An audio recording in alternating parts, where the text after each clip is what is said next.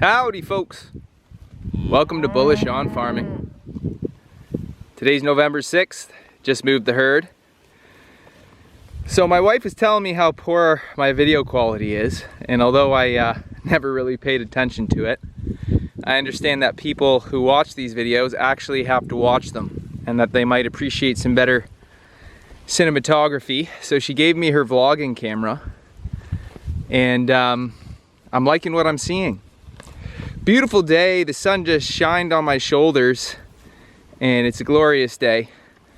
We talked about in our previous video the condition of our pastures. You know, you're looking at about 100 days plus rest, and we go for more of an all-season pasture approach, and we aim to keep the animals on the land as many days out of the year as possible. And you can see how much cushion we have for the push-in of the cattle's hoof. We've been getting a lot of rain, and it's about time, because that November rain loves to come in abundance. And although we're not looking at a lot of regrowth right now, bossy girls, we definitely want to have pastures that are prepared and ready for our animals to have full impact and graze. And so the exposure might be a bit high on this camera. I don't know how to adjust it. Maybe I'll figure it out in the future, but let's just call this a test. So you can see where we moved from, and in the previous video we had moved on to this section, and this field has offered us, you know, I think we were on this field in October, so we've pretty much, here we are at the 6th, gotten 36 days. Well, it's going to be more because we're going to get another 3 to 4 days yet. And then past that tree line is a stockpile field. You know, which was a very poor field when I observed it in the spring. The growth was not strong, and there's quite a bit of weed prevalence. But having moved on this farm last year, you know, we're not worrying about the weeds. This land is what it is. We do our best with grazing management, and those weeds go bye-bye in 3 to 5 years. That's in my experience. We don't try to attack weeds and fix them by the next year, but rather focus on giving our animals enough grass to harvest feed via vegetation rooted in soil, and you know, graze our pastures in such a way that we honor nature's self-healing and self-regulating properties. And I mentioned in our previous video, the biggest thing that you can do in year one is incorporate an extended rest period so that you can allow your field to express itself and feed the soil through its maturity cycles, and essentially align with nature's symmetry, to which the fields will rehabilitate year after year. You know, a lot of us, we think, I was going to say conventionally, but we also think within the paradigm that was passed down. Everyone started putting up fences, let's just say, you know, 100 years ago, and it was even before that. But let's just talk about, you know, the past decade, which was sourced from the century rather, which, you know, rolled off of the century before it. But everyone puts up fences, so they think about their animals with regards to the limitation of the land they have. And, you know, I didn't grow up on a farm. My outlook on farming is different because perhaps I came with fresh eyes that wasn't trained in a particular way. It was the enthusiasm for the regeneration of the planet that brought me into an interest in animal care and land management, which brought me to the experiential point of farming and focusing on regenerative grazing, working with the land and the animals. And so when you focus on working on the land and the animals, you tend to go back to nature's design. And so if you think about this world without fences, this big abundant world that has animals and land, how are the animals interacting with the land? And you know, you could read books, you could listen to other people, you could learn from your dad or your neighbor, or you can actually experience the relationship by involving yourself in the process. And through my observation, I observed that these ruminant animals, they are highly efficient and effective at converting vegetation into meat, into protein, and turning, harvesting solar energy by consuming the plants that are grown from the sun, and in the same process fertilize the land while they do it. And so nature, because it didn't have necessarily any person that was overlooking the entire grazing plan of the planet, let's call it, nature didn't think with limitation. It didn't think as a man would think. It was rather infinite intelligence unfolding through the process of evolution. And so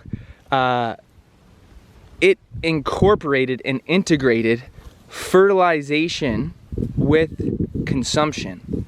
And the two and two are one and the same by virtue of the relationship between the land and the animals. Now that may seem complex, but it's really not. It's the simplicity that's observed when you watch the wheel, the design of nature, unfold before your eyes.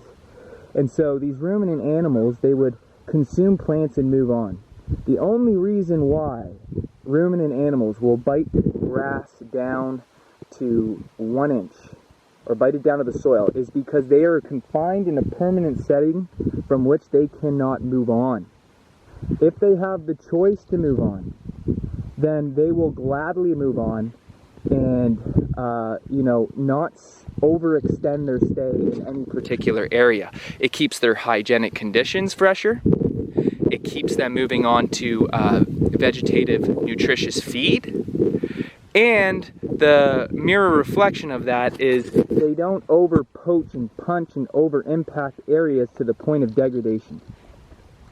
Now I'm sure in adverse weather conditions animals would hunker down and stay in certain areas, but that would be a very small fraction of the year when you're considering the 4 seasons in the full year follow through of nature. And so if it had to happen, it would happen, but again, it would be more an instinctual reaction to the seasonality or adverse weather conditions of the time. And so we don't plan around adverse conditions. Of course, we take them into account. You want to have the best conditions for your animals. However, if you plan around adverse conditions year-round, you're going to have a disproportionate way of managing the land and the animals. And this is when we start to see people who feed hay to animals 7-8 months out of the year, sometimes even year-round. I've seen guys who just feed cattle hay 12 months out of the year. They have no land, but they have 40 cows confined into a yard, and they feed them hay. And I'm not talking a feedlot. I mean, it might as well be at that point, but feedlots intentionally do that because they disproportionately value output and don't minimize the value of efficiency or holistic, what we would say is the highest good when you're looking at the holistic context of management. But anyways, these animals were not meant to be confined in a single setting without movement. That's when you start getting poor health conditions and you have to start calling the vet, or you got to start doctoring animals. You look out in nature, the animals are healthy naturally. And it is a small percentage of animals that are unhealthy.